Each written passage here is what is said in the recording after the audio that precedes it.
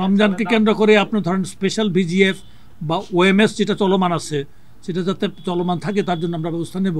ধান চাল সংগ্রহের জন্য এখানে যে লক্ষ্যমাত্রা নির্ধারণ করা হয়েছে সেটা ইনশাল্লাহ অর্জিত হবে এবং সে অর্জন কেউ ছাড়িয়ে যাবে।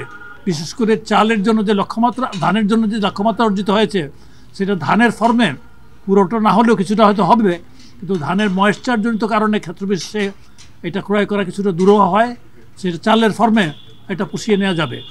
এইটাকে কেন সরকার সংগ্রহ করে এটা আপনারা জানেন। সরকার দেশের খাদ্য নিরাপত্তা নিশ্চিত করার জন্যে নিজস্ব কিছু মজুত করতে চায়। এটা এই উদ্দেশ্য থাকে দুইটা। এক তো ফসলের মৌসুমে চট করে ফসলের দাম কমে যায়, তার জন্য সরকার ক্রেতা হিসেবে মার্কেটে আসে, সেটা কিনলে সরকারের যেমনভাবে একটা মজুদ থাকে, পাশাপাশি কৃষক ন্যায্য মূল্য পায়, তার উৎপাদনে খরচ পায়, কিছুটা লাভ পায়। মুখী নয়, এর জন্য কেনার জন্য কতগুলি প্রক্রিয়া আছে, একটা অ্যাপস আছে যারা বিক্রি করতে চায়। এটাও যথেষ্ট ইউজার ফ্রেন্ডলি না বলে আমরা মনে করছি। তবে এই সংস্থাতে আসলে বর্তমান সরকারের পরিবর্তনের পরে গত আগস্টে পরিবর্তনের পরে এখানে অনেকগুলি মুখের পরিবর্তন এসেছে।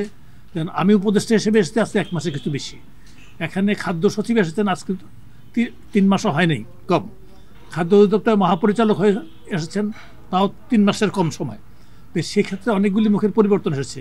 তো এই সময়ে নাটকীয় কোনো পরিবর্তন করা আমাদের পক্ষে সম্ভব হবে না, কিন্তু গিভেন সিচুয়েশনে বর্তমান পরিস্থিতিতেই ভবিষ্যতে আমরা এটাকে আরও ইউজার ফ্রেন্ডলি করব, সেটা করা যায় সেটা দেবো। আর যেটা বলেছেন আমরা, এটা কিন্তু দাম যেটা আছে, যে দামে কৃষক থেকে কেনা হয়, মিলগুলি যে দামে কিনছে, কেনার পরে তারা ধান থেকে চালের কনভার্সন রেট যেটা দেখায়, পাশাপাশি মিলগুলি কিন্তু অন্যভাবেও তাদের লাভ করার সুযোগ আছে।